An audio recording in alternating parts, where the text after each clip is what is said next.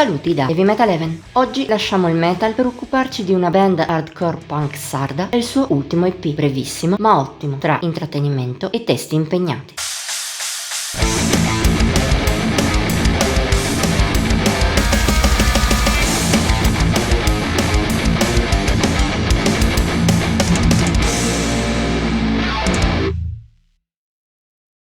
Dieci minuti abbondanti tra intrattenimento e impegno politico. Così si può descrivere Nessun futuro, nessun peccato dei Mondo Plastico.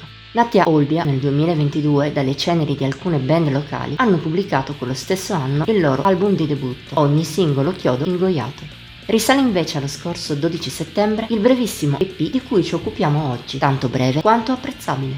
Al suo interno i Mondo Plastico suonano un hardcore punk nella tradizione nostrana del genere. I testi sono quindi in italiano, cantati, o meglio urlati, dalla voce non estrema ma appropriata al contesto di Andrea Usai. In Nessun futuro, nessun peccato è presente anche qualche influsso punk rock, qualche vago eco dal crust e dal metal più vicino al crossover, ma per il resto niente di troppo lontano dai canoni.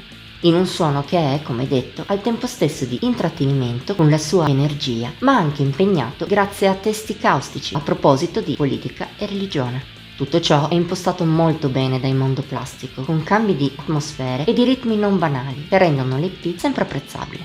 Lo è ancor di più poi quando diventa un filo più strutturato e abbraccia elementi più dissonanti e sensazioni oscure, dettagli che apprezziamo forse per la nostra inclinazione più da fan metal.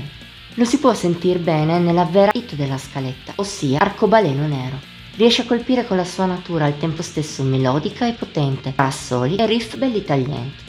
La tendenza raggiunge l'apice nel ritornello, addirittura catchy ma urlato e aggressivo, memorabile quanto il resto della canzone. Più lunga della media è anche Preterasta, particolarmente aggressiva nella sua norma, anche visto il tema sugli abusi nel clero, riesce però a coinvolgere grazie a qualche alleggerimento e ad alcuni cambi riusciti. Tuttavia anche i pezzi brevi non sono da meno, come dimostra ad esempio l'opener Pelle Dentro. Non è altro che 1 minuto e poco più di gran energia, valorizzato dalla bella prestazione di Salvatore Murgia al basso, ma non manca un'apprezzabile vena melodica. Da segnalare infine Ogni singolo chiodo ingoiato in chiusura, più lenta del resto, mostra una malinconia dolorosa, a tratti lancinante, di ottimo impatto.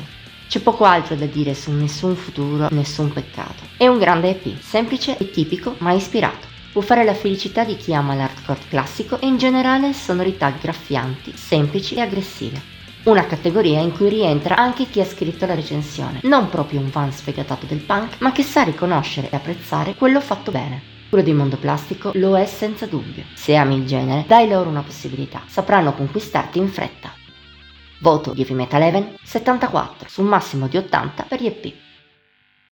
Per oggi chiudiamo qui. Se ti abbiamo attratto verso la band sarda, dicelo nei commenti, oltre a condividere e a mettere il like alla recensione. Ti invitiamo inoltre a iscriverti al nostro canale e ad attivare la campanella per non mancare neppure uno dei video che pubblichiamo ogni settimana. Infine puoi trovarci su Instagram, Facebook e Pinterest. Al solito i link sono qui sotto. Ci vediamo la prossima volta.